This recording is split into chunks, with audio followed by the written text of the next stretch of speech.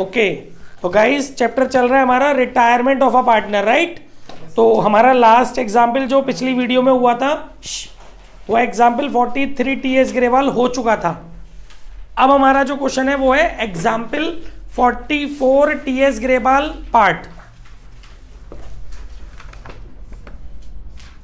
Example 44 TS Grewal. देखिए इस question में क्या बोल रहा है बेटा, ध्यान से सुनिएगा सब लोग।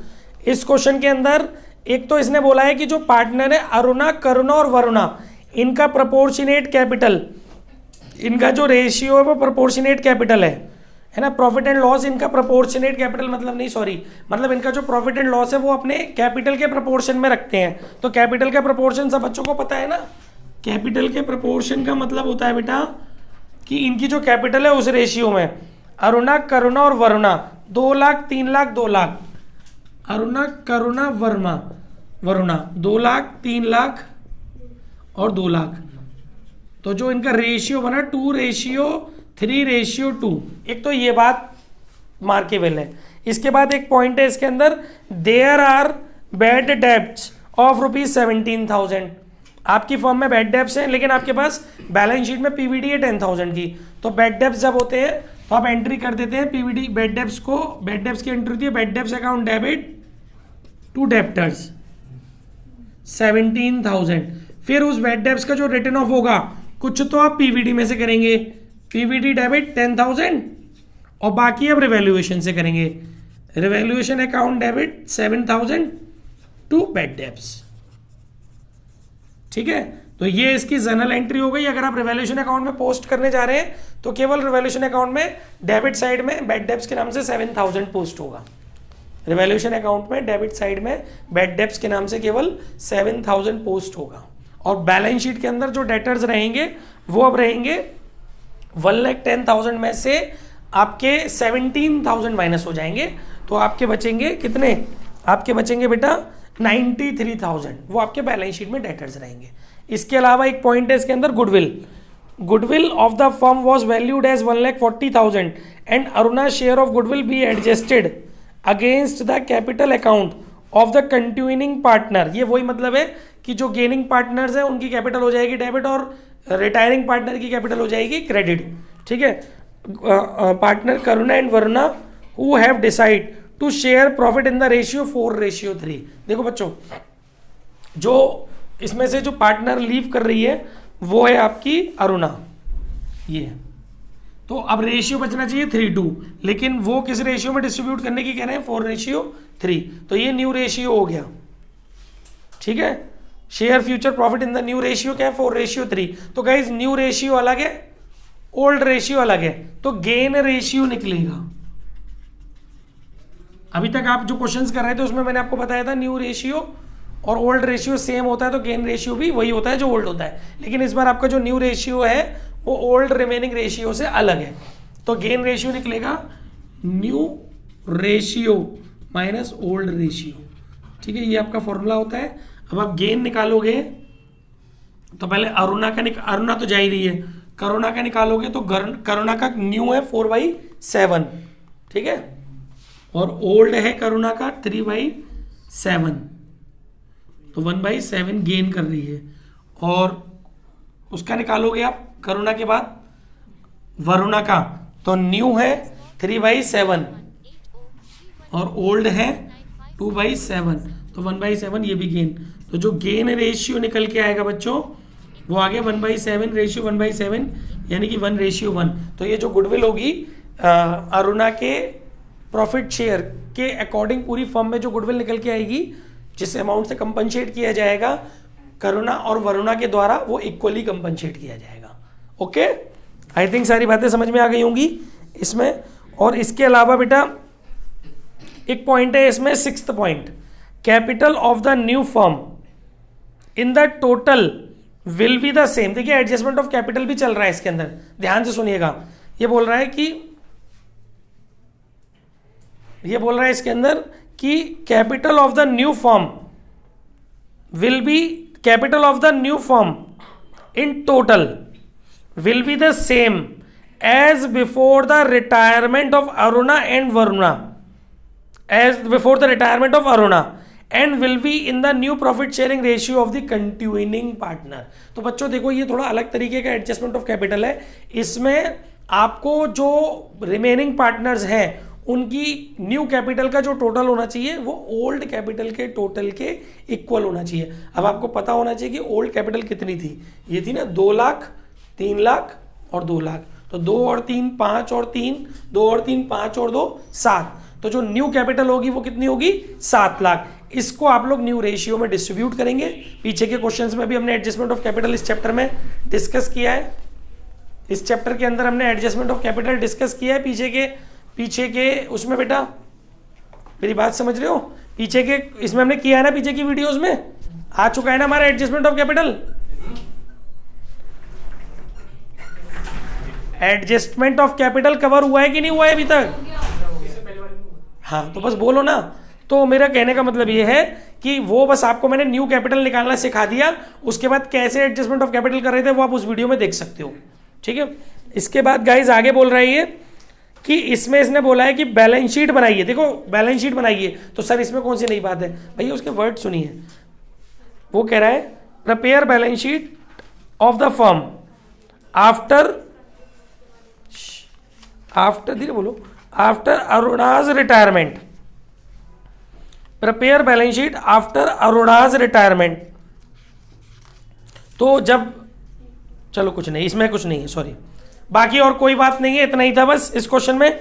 और मुझे नहीं लगता इस क्वेश्चन में कुछ भी रिमार्केबल पॉइंट है, ठीक है गाइस। चलिए अगले क्वेश्चन की तरफ बढ़ते हैं अब अपने। नहीं ठीक है, तो इस क्वेश्चन को हमने कंप्लीट कर लिया, फोटो आ गई बोर्ड पे।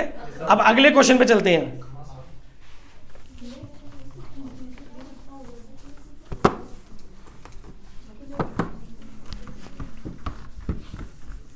देखो बच्चों अगला क्वेश्चन है हमारा एग्जाम्पल 46 टीएस ग्रेवाल।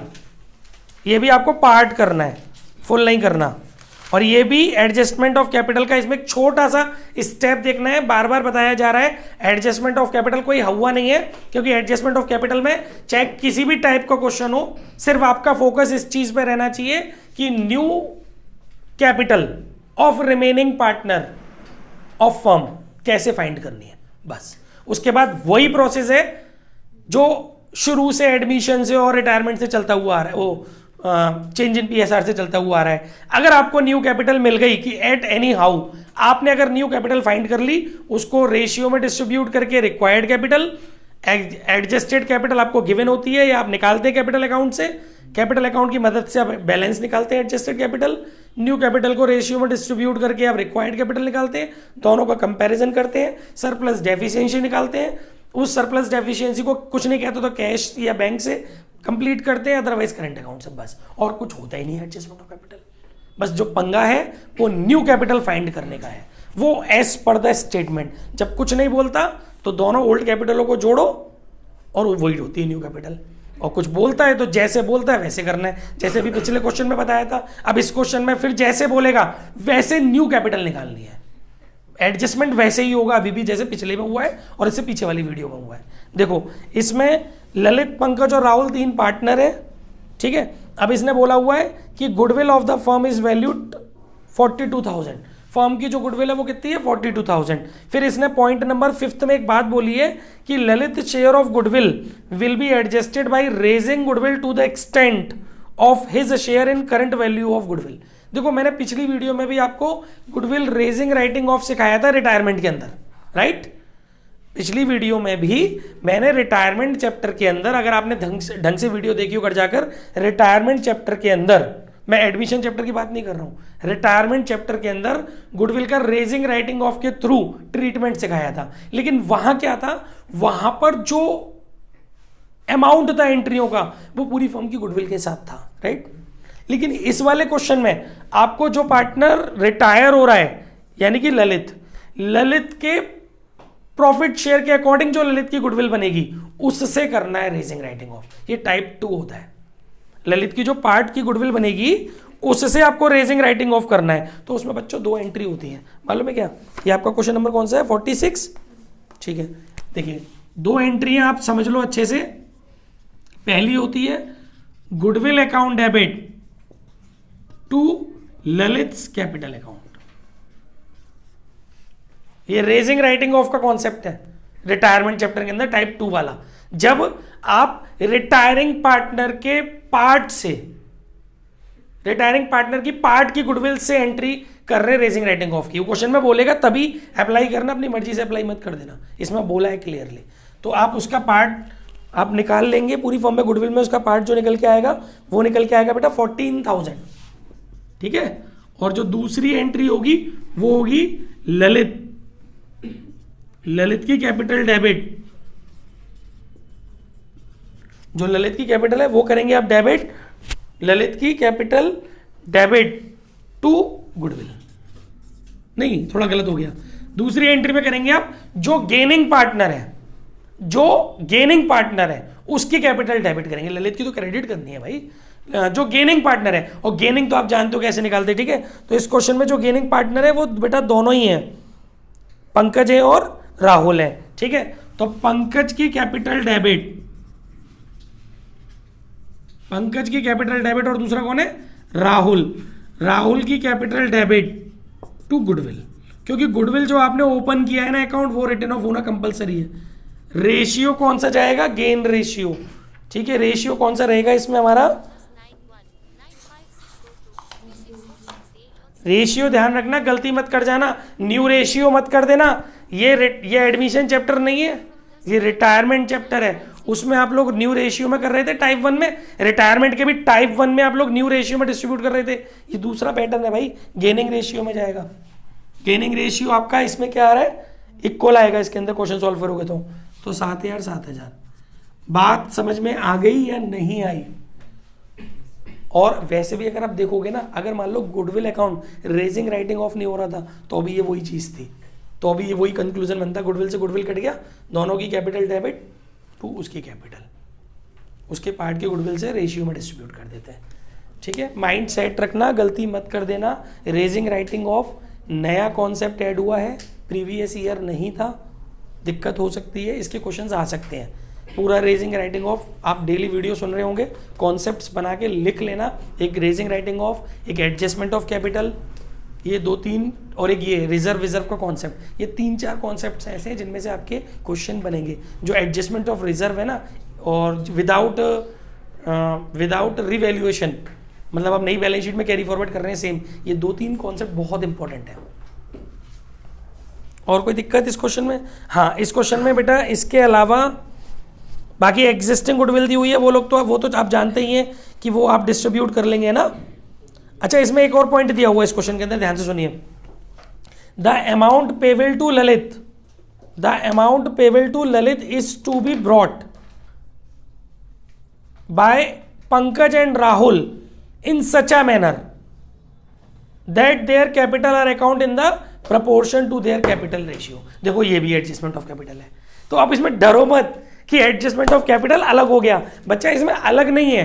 बस इस पे फोकस कर कि भैया न्यू कैपिटल कैसे निकालें, क्योंकि बेटा न्यू कैपिटल के बाद का जो प्रोसीजर है ना वो पूरा सेम है। बस हमें इस स्टेटमेंट को पढ़ के ये पकड़ना है कि वो क्या चाह रहा है, न्यू कैपिटल इस बार कैसे निकलवाना चाह रहा है, तो उसके स्टेटमेंट को समझो, समझ में आएगा। उसने क्लियर वर्ड्स में बोला है कि, और बाकी ये छोटे छोटे कॉन्सेप्ट्स के शॉर्ट्स में भी बनाऊंगा ना, क्यों परेशान हो रहे हो, अभी पेपर से पहले आपको सारे शॉर्ट्स मिल जाएंगे।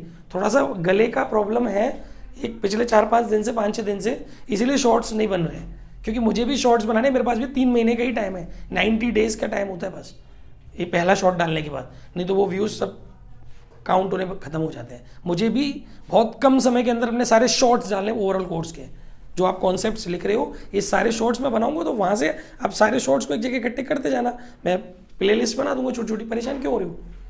बाकी आप इसमें समझो, the net amount payable to Lalit is to be brought by Pankaj and Rahul in such a manner. मतलब इसमें क्या बोला है उसने कि यहाँ से माइंड सेट हो गया कि जो आउटगोइंग पार्टनर है ना उसको आप पेमेंट करोगे। एक तो ये बात ध्यान रखना, जो रिटायरिंग पार्टनर है उसको लोन में मत ट्रांसफर कर देना उसका बैलेंस, उसको पेमेंट करना, क्लियर बोला है उसने। और इस तरीके से करना है कि उनकी जो कैपिटल है वो भी उनके प्रॉफिट शेयरिंग रेशियो में हो जाए। तो आप लोग क्या करने वाले हैं, पहले आप रिटायरिंग पार्टनर का अमाउंट निकाल लेना कितना है, ठीक है। रिटायरिंग पार्टनर का अमाउंट आप इस क्वेश्चन में रिटायरिंग पार्टनर का कैपिटल अकाउंट बना के निकालोगे तो बेटा वो निकल के आएगा, रिटायरिंग पार्टनर का अमाउंट जो निकल के आएगा वो निकल के आएगा आपका कितना 87,200 और ये आपको उसको देना ही देना है, ठीक है। अच्छा अब 87,000 समझो, 87,200 आपको देना ही देना है। मेरी बात ध्यान से सुनो, यानी ये क्लियर हो गया कि आपके पास जो बैंक में पैसे होने चाहिए वो 87,200 तो होने ही चाहिए। दूसरी बात, अब आप देखो कि आपके बैंक में पैसे है कितने, मतलब बैंक का बैलेंस कितना दिया क्वेश्चन के अंदर, कितना बैलेंस है 2000, तो 85,200।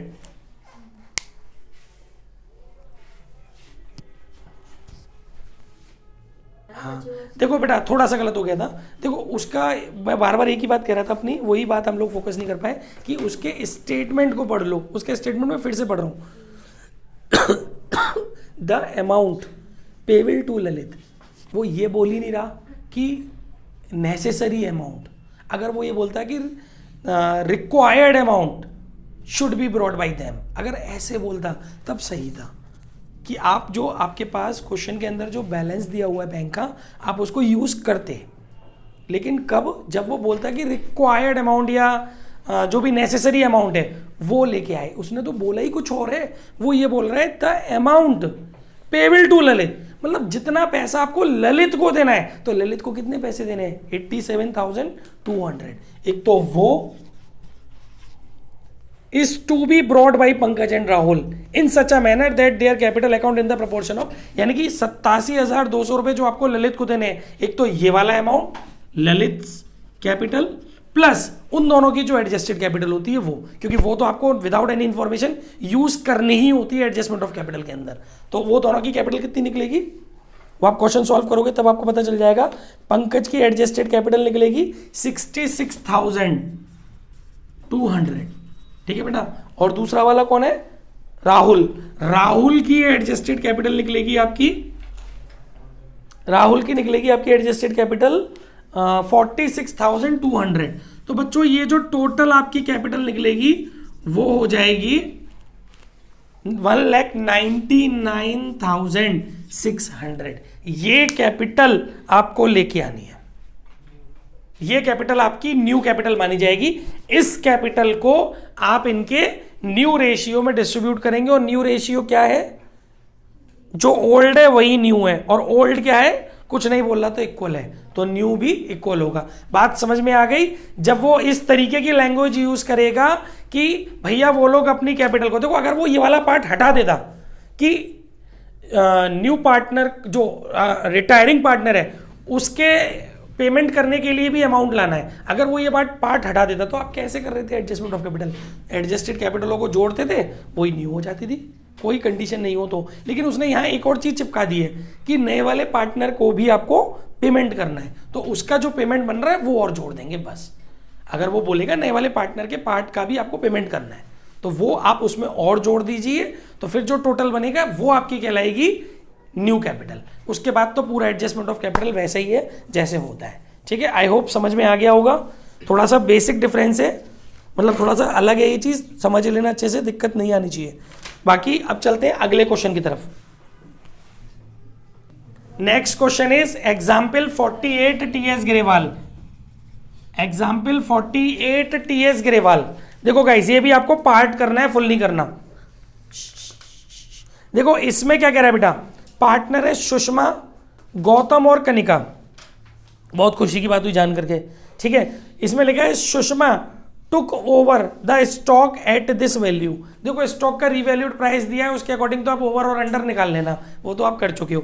इसने क्या करा है, सुषमा ने, और सुषमा है कौन, सुषमा रिटायरिंग पार्टनर है, और उसने स्टॉक को रिवैल्यूड प्राइस पे ले लिया है, तो उसकी जर्नल एंट्री हो जाएगी Sushma's capital account debit to stock, और रिवैल्यूड प्राइस आपका कितना है स्टॉक का बेटा 2,18,000। बात समझ में आ गई बच्चों, तो ये आप उसके कैपिटल अकाउंट में डेबिट साइड में डाल दोगे। दूसरी बात, जब बैलेंस शीट बनाओगे तो वहां पे स्टॉक मत ले जाना, क्योंकि सुषमा ने लेके खत्म कर दिया काम। न्यू बैलेंस शीट के अंदर स्टॉक मत लेके जाना, ठीक है। आगे सुनिए, एक और पॉइंट है इसके अंदर, सुषमा, अब ध्यान से सुनना, ये भी एक एडजस्टमेंट ऑफ कैपिटल का पॉइंट है। Sushma was paid cash brought by Gautam and Kanika in such a way that their capital became in profit sharing ratio. तो सर ये तो वही है जो पीछे था कि जाने वाले पार्टनर को पेमेंट करना है और इस तरीके से करना है कि उनकी कैपिटल भी न्यू पीएसआर में हो जाए, लेकिन आगे एक पॉइंट चिपका दिया इसने, and a balance of 58,000 was left in bank. लेकिन एक बात का विशेष ख्याल रखना है कि आपके बैंक में 58,000 रुपीज होने ही होने चाहिए।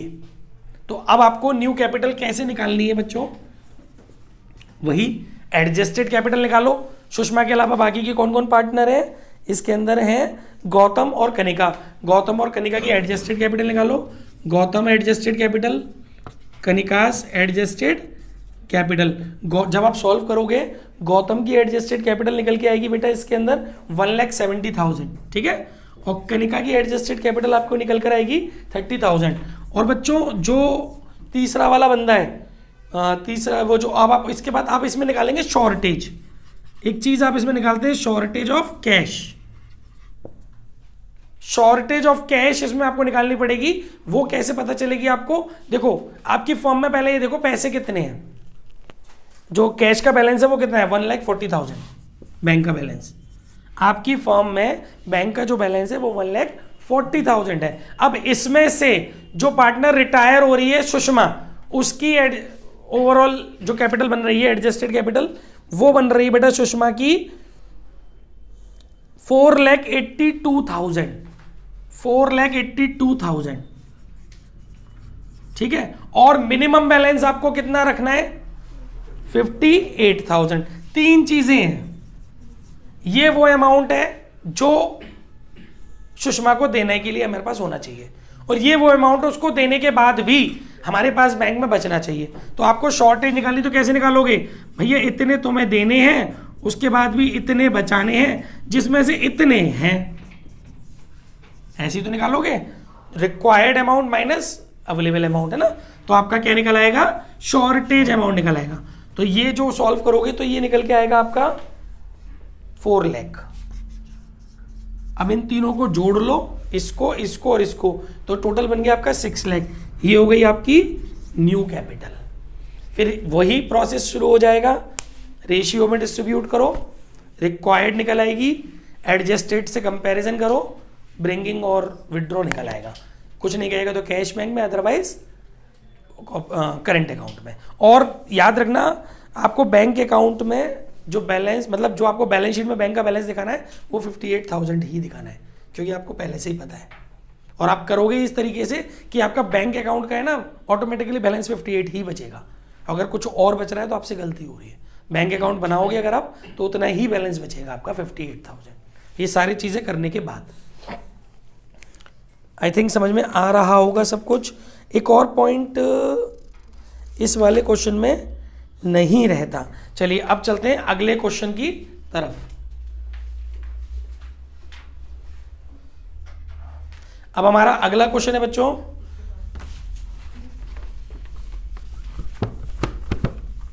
इसके बाद हमारा नेक्स्ट क्वेश्चन है एग्जाम्पल 49 टीएस ग्रेवाल पार्ट। क्योंकि ये सारे क्वेश्चन सब अलग अलग हैं तो केवल पार्ट के रूप में चूज कर लिए। देखिए 49 वाले में क्या हुआ है, पार्टनर है GEF, और इसमें जो सेकंड पार्टनर है E है ना, उसमें आपको बैलेंस शीट में दिया हुआ है लोन फ्रॉम E 60,000। जो पार्टनर रिटायर, और E ही इसमें से रिटायर हो रहा है E रिटायर हो रहा है और उसका लोन दिया हुआ है ऑलरेडी, मतलब उसने ऑलरेडी फर्म से लोन लिया हुआ है, उसने ऑलरेडी फर्म को लोन दिया हुआ है 60,000। E ने ऑलरेडी फर्म को लोन दिया हुआ है 60,000 का। तो ये बात ध्यान रखना। तो ध्यान रखना, इसको क्या करते हैं मालूम है, उसके लोन को उसके कैपिटल अकाउंट में ट्रांसफर कर देते हैं। जब भी रिटायरिंग पार्टनर को लोन दिया होता है, उसके लोन को उसके कैपिटल अकाउंट में ट्रांसफर कर दीजिए, क्योंकि नेट पेबल अमाउंट आपको कैलकुलेट करना है ना।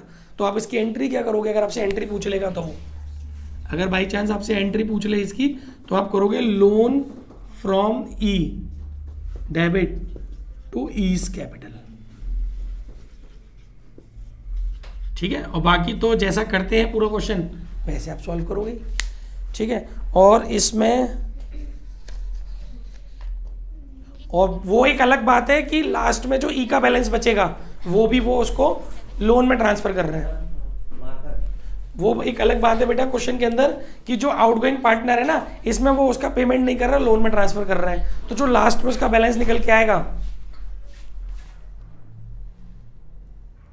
हाँ जी, तो क्या बात हो रही थी, ये वाली एंट्री हो ही गई, बस ये वाली बात हो रही थी कि जो लोन होगा वो तो आप जानते हो कि रिटायरिंग पार्टनर का फाइनल पेमेंट अगर कुछ नहीं बोला तो लोन में ट्रांसफर करते हैं, तो वो अमाउंट तो उसके कैपिटल अकाउंट से निकलेगा, जो उसकी लास्ट में एडजस्टेड कैपिटल निकलेगी उसको हम उसके लोन में ट्रांसफर कर देंगे, वो एक कॉमन सी बात है।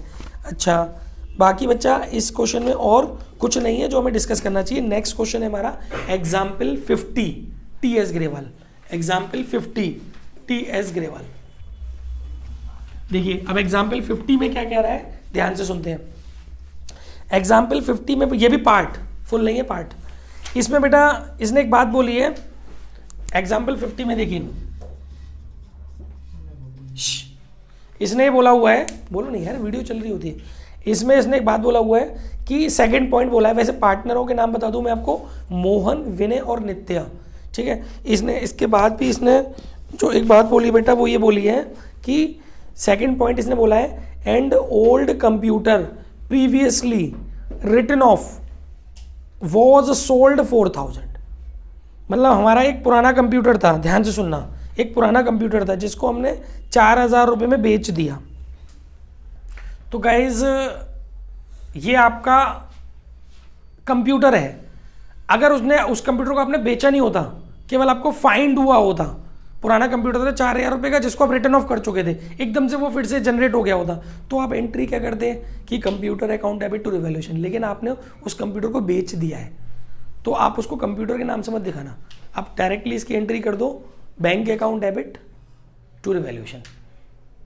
चाहो तो दो एंट्री भी कर सकते हो कि कंप्यूटर अकाउंट, दो एंट्री भी कर सकते हो computer account debit to revaluation, फिर उसके बाद bank account debit to computer, या नॉर्मली एक एंट्री चलने दो bank account debit to revaluation, क्योंकि कोई असेट्स क्रिएट होने के साथ ही बिक भी गई तो पूरा की पूरा प्रॉफिट जो है वो आपका रिवैल्यूएशन में चला गया। Bank account debit to revaluation, ये अच्छा पॉइंट था इसलिए यहाँ आपको चुन के दिया गया है, bank account debit to revaluation. अगर कोई असेट्स जो प्रीवियस ईयर में खत्म हो चुकी है एकदम से क्रिएट हो जाए और उसको वापस करें आप, मतलब उसकी कोई वैल्यू बन जाए और उसको आप बेचें, वापस नहीं करें, उसको आप बेच दें, तो उसकी जनरल एंट्री होती है bank account debit to revaluation, तो वो आपका सीधा सीधा कॉन्सेप्ट हो गया, ठीक है। और ये फिर आपके बैंक अकाउंट में प्लस हो जाएगा, एक तो रिवैल्यूएशन में चला जाएगा क्रेडिट साइड और दूसरा बैंक अकाउंट में प्लस हो जाएगा, समझ में आ रहा है। इसके बाद नेक्स्ट पॉइंट है इस क्वेश्चन के अंदर, पॉइंट नंबर 3, इसमें एक पॉइंट बोल रहा है bad debts amounting to ₹3000 will be written off and a provision of 5% debtor for bad debts will be maintained। तो इस तरीके का पॉइंट अभी तक हुआ है, बेड डेब्ट्स वाला हो गया। फिर भी एक बार देख लेते हैं कहीं इसमें कुछ ऐसा तो नहीं है जो हिडन हो रहा हो। देखिए भाई इसने ये बोला है कि आपके पास जो बेड डेब्ट्स है वो 3000 के हैं, तो आपके पास ऑलरेडी पीवीडी कितने की 2000 की, तो बेड डेब्ट्स की एंट्री करोगे bad debts account debit to debtors 2000, फिर उस बेड डेब्ट्स को रिटर्न ऑफ कर लोगे गिवन पीवीडी से, शायद अभी हुआ था है ना, आप ही के में हुआ था ना, ठीक है। तो फिर ये तो आप कर लोगे ना, ये वाला पॉइंट मत इसमें ध्यान दो, ये हो जाएगा क्योंकि ये वाला पॉइंट हो चुका है। बोलो नहीं यार, लाइव वीडियो चल रही है, अब क्यों बोल रहे हो, छोटी छोटी बातें भी रिकॉर्ड हो रही है, भूमिका बातें नहीं करो बेटा। इसके बाद नेक्स्ट है, फिर मुझे क्लास का नाम लेना पड़ेगा। इसके बाद नेक्स्ट है एग्जाम्पल 51 टी.एस. ग्रेवाल, ये फुल है, क्वेश्चन अच्छा होगा इसलिए फुल के रूप में रखा है, छोटा सा है, ठीक है, इसीलिए अच्छा है। देखिए भाई क्या है इस क्वेश्चन में, समझते हैं। Akul, Bakul and Chandan are partners sharing profit in the ratio 4:3:2। A B C 3 partner है, 4:3:2 का रेशियो है। बी रिटायर यानी Bakul retire and his capital after adjustment for reserves and profit on revaluation was 92,800। देखो उसकी ये कोई फाइनल एडजस्टेड कैपिटल नहीं है, ये उसकी जो कैपिटल है ना ये दो चीज़ों के एडजस्टमेंट के बाद है। एक उसने बोला है कि उसकी कैपिटल है आफ्टर एडजस्टमेंट ऑफ रिजर्व्स, यानी इसमें से रिजर्व्स का एडजस्टमेंट हो चुका है और प्रॉफिट ऑन रिवैल्यूएशन जो आया था उसको भी हम उसके अकाउंट में क्रेडिट कर चुके हैं। उसके बाद उसकी कैपिटल 92,800 है। ठीक है, Akul and Chandan paid him some amount in full settlement of his claim. Akul और चंदन ने उसको कुछ पैसे दिए। The journal entry for goodwill, अच्छा गुडविल के रिगार्डिंग क्वेश्चन के अंदर जनरल एंट्री दी हुई है कि अकुल की कैपिटल डेबिट दी हुई है 3,900, चंदन की कैपिटल डेबिट दी हुई है 3,300, तो इन दोनों की कैपिटल डेबिट हो रही है, तो इसका मतलब कि ये दोनों गेनिंग पार्टनर है। और वकुल की कैपिटल क्रेडिट दी हुई है 7,200 से। अब पूछा क्या है क्वेश्चन में, फर्स्ट पॉइंट पूछा है इसने, कैलकुलेट अमाउंट पेड टू बकुल। भैया बकुल को दिया क्या ये निकालो। तो भाई बहुत सारे बच्चे कहते हैं सर 92,800 क्वेश्चन में दिया तो हुआ है, वो ही दिया घंटा। भाई वो तो देना ही है, उसके अलावा उसके पार्ट की जो गुडविल है वो भी जोड़ो, क्योंकि ये जो है 92,800 आया है ना, ये फाइनल अमाउंट नहीं है। जल्दबाजी में बच्चे ये गलती करेंगे अगर एमसीक्यू में आया तो ये भाई इसमें केवल दो ही चीज़ों का एडजस्टमेंट हुआ है, एक रिजर्व का और एक प्रॉफिट ऑन रिवैल्यूएशन का। कहाँ हुआ गुडविल का एडजस्टमेंट, तो इसका मतलब गुडविल भी तो उसको मिल रही है ना, वो भी आपको उसमें ऐड करनी पड़ेगी। कितने रुपए की गुडविल है, 7,200 रुपये की, वो आप उसके हिस्से की गुडविल और उसमें ऐड करोगे तब उसका वो अमाउंट मिलेगा 1 लाख रुपीज़ जो आप उसको पेड करेंगे। आगे बात समझ में। दूसरा पॉइंट जो इसने पूछा है बेटा, ये पूछा है इसने कि कैलकुलेट न्यू पीएसआर। गाइस ये भी देख लो आप कि न्यू पीएसआर कैसे निकालते हैं। समझो कि आपको ये पहले आप निकालो गेन पीएस ऑफ अकुल।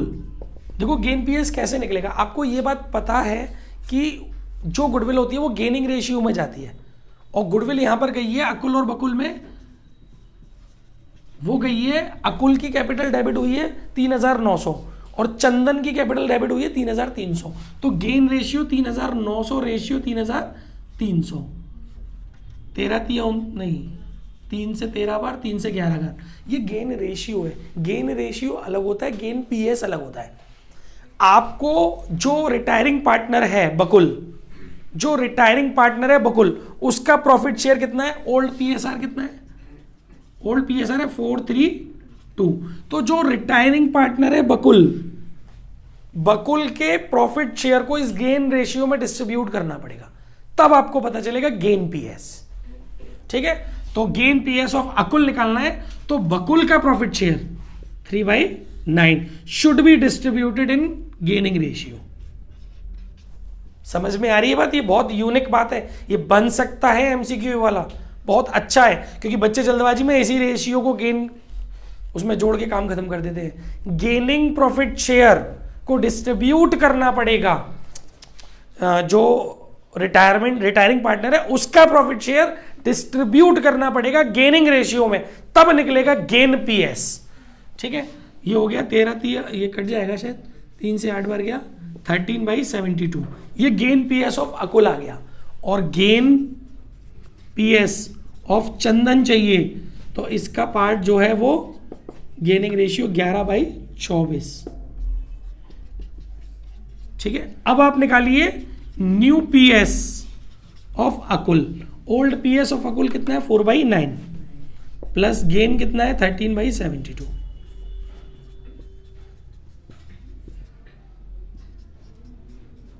आगे बात समझ में।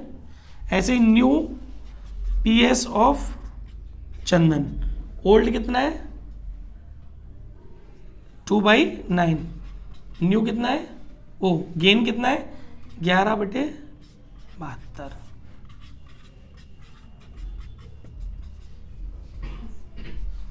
New PSR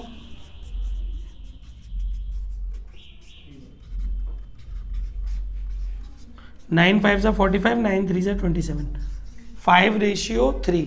I think clear हो गया होगा सारी बातें, ठीक है ना। चलिए इसकी फोटो खींच लीजिए, फिर नेक्स्ट क्वेश्चन की तरफ चलते हैं। नेक्स्ट क्वेश्चन है बच्चों हमारा एग्जाम्पल 52 टीएस ग्रेवाल फुल।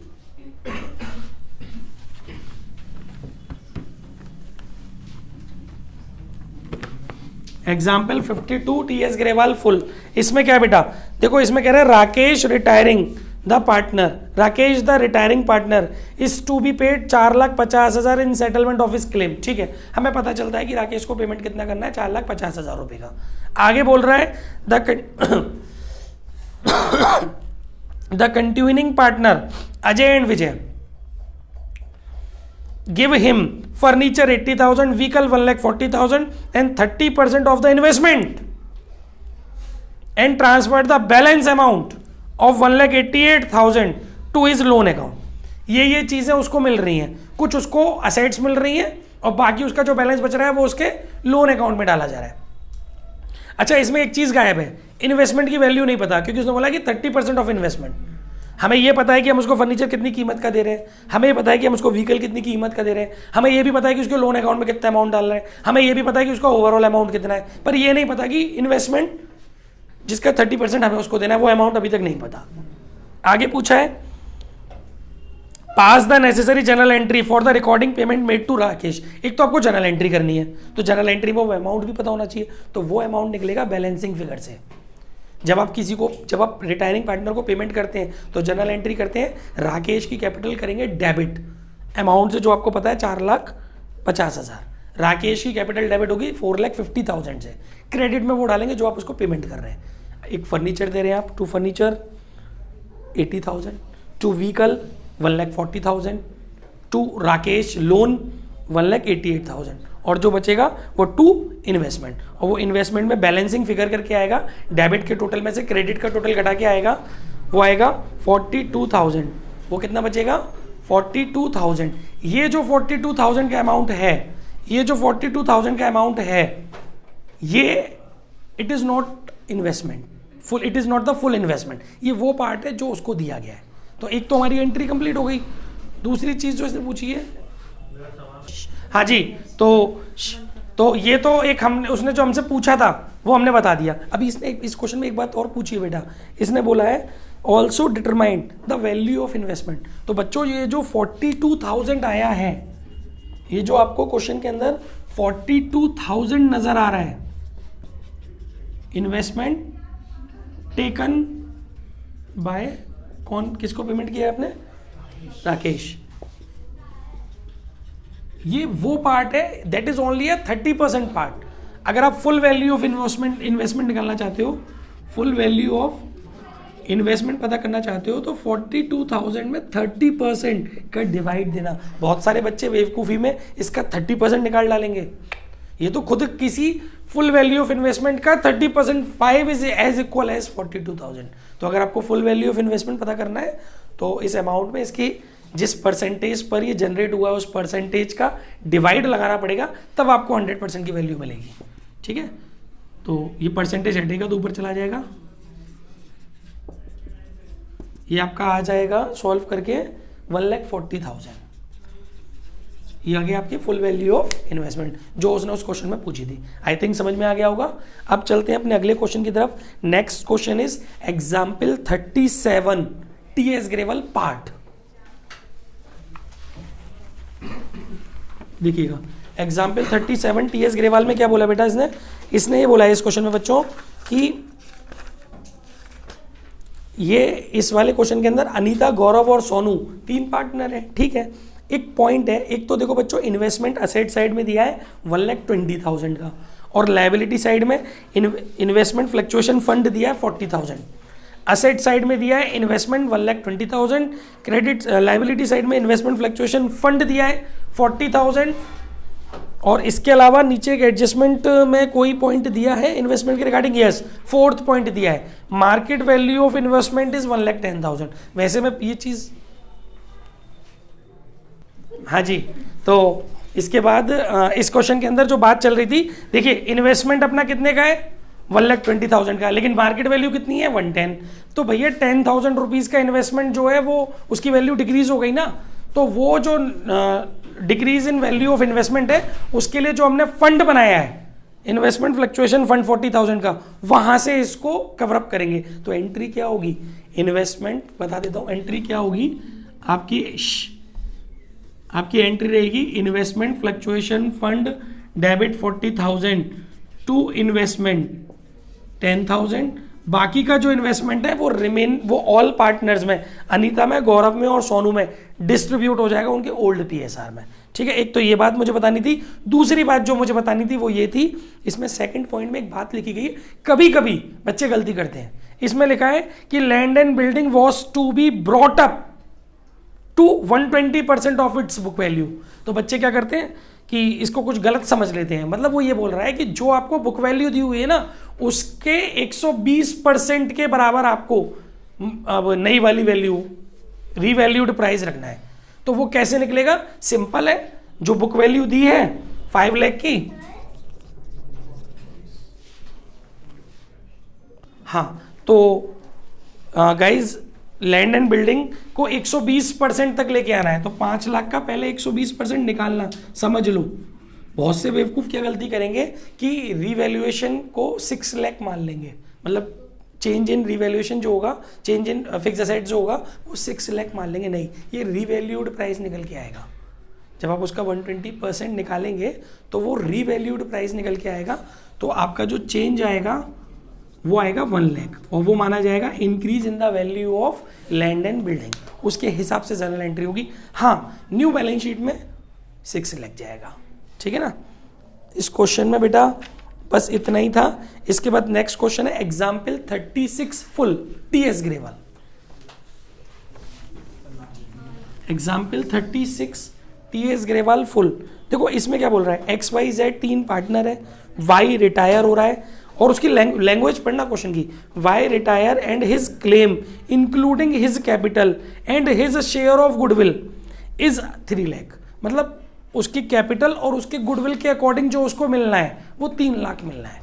आगे, there was unrecorded furniture valued 15,000 but half of which was to given an unrecorded creditor of 30,000 in settlement of his claim of ₹15,000।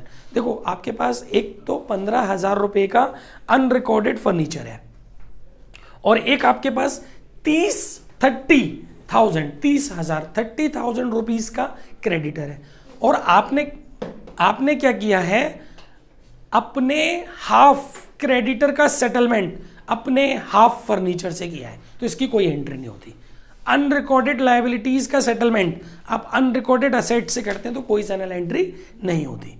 तो आप पहले तो दोनों चीजें दिमाग से उड़ा दो आधी आधी। ना तो आप ये सोचो कि आपके पास 15,000 रुपए के फर्नीचर है, अब सोचो कि 7,500 के फर्नीचर है क्योंकि हाफ। ना आप ये सोचो कि आपके पास 30,000 के क्रेडिटर है, ये सोचो 15,000 रुपए के अनरिकॉर्डेड क्रेडिटर है। तो अब दो चीजें मिली यहाँ पर, 7,500 रुपए की अनरिकॉर्डेड फर्नीचर और 15,000 रुपए के अनरिकॉर्डेड क्रेडिटर। अब अगर इनका कोई रीवैल्यूड प्राइस दिया होगा तो उस पर दिखाएंगे, ना कि इसी वाले प्राइस पे। कुछ नहीं कहेगा तो इसी वाले प्राइस पे दिखाएंगे, ठीक है। कुछ नहीं कहेगा तो सेम प्राइस पे दिखाएंगे जो बचा हुआ प्राइस है, और कुछ कहेगा तो उस पे दिखाएंगे। इसने आगे बोला है and remaining half was given to Y at a discount of 10% in part satisfaction of his claim। Y retire कर रहा है फर्म को, हमने अपने रिमेनिंग फर्नीचर, हमारे रिमेनिंग फर्नीचर है 7,500 के, हमारे जो रिमेनिंग फर्नीचर है वो है 7,500 रुपए के, मेरी बात समझ रहे हो, उनको हमने 10% माइनस करके, यानी कि 750 रुपए माइनस करके 6,750 रुपीज में हमने किसको दे दिया, वाई को दे दिया। तो पहले तो सबसे पहली बात, आपको इसमें एक बात छिपी हुई है, इसमें आप डिक्रीज इंक्रीज मत कर देना 750 रुपए का, क्योंकि this is not a recorded assets. आप क्या बेवकूफ़ी करोगे, सर डिक्रीज इन असेट्स 750 रुपए की एंट्री करूंगी मैं घंटा, काय को करोगे, रिकॉर्डेड फर्नीचर है जो डिक्रीज हुआ है, भैया अनरिकॉर्डेड है। तो उस अनरिकॉर्डेड असेट्स की जो कीमत मानी जाएगी ना, वो 7,500 नहीं मानी जाएगी, 6,750 मानी जाएगी, क्योंकि उसको कोई भी पार्टनर या जिस प्राइस पे ले रहा है उस प्राइस पर उसकी वैल्यू लगाई जाती है। तो अनरिकॉर्डेड असेट्स की जो जनरल एंट्री होती है वो होती है एक तरीके से जो इंक्रीज इन असेट्स की होती है। तो पहली एंट्री होगी furniture account debit to revaluation, और वो होगी 6,750 रुपए से। फिर दूसरी एंट्री होगी इस अमाउंट को वो लेके जा रहा है Y's capital account debit to furniture 6,750, और बाकी का जो बैलेंस है वो बेटा आप उसको कैश में दे रहे हो तो टू बैंक जो भी बैलेंस बचेगा उसका ना, ठीक है। और अब बात करते हैं सर उसका क्या हुआ, क्रेडिटर का, जो 15,000 रुपए के बचे थे उनके बारे में बेटा कोई बात ही नहीं बोली है इसने, बोला है नहीं, कुछ नहीं बोला। तो बेटा उनके कुछ नहीं बोला तो वो अनरिकॉर्डेड लायबिलिटी की एंट्री हो जाएगी, revaluation account debit to creditor 15,000 रुपये। मेरी बात समझ में आ गई। बाकी ये जो रिवैल्यूएशन है बस हो गया, बाकी इतना, बाकी रिवैल्यूएशन का जो प्रॉफिट लॉस है, सुनो जाने वाले पार्टनर को वाई का रिटायरमेंट, वाई रिटायरिंग पार्टनर है ना, क्या उसका जो अमाउंट ऊपर दिया था 3 लाख रुपए, क्या उसमें रिवैल्यूएशन का लॉस भी शामिल था? नहीं, केवल 2 चीज़ें थी, कैपिटल और गुडविल। तो पहले आपको रिवैल्यूएशन को क्लोज करना पड़ेगा और उसका जो लॉस आएगा या जो प्रॉफिट आएगा, इसमें तो बेटा आपका क्या आएगा, इसमें आपका लॉस आएगा। तो जो लॉस आएगा उसको पार्टनर्स की, तीनों पार्टनर्स की कैपिटल में डेबिट करना पड़ेगा। फिर निकलेगा रिटायरिंग पार्टनर का अमाउंट।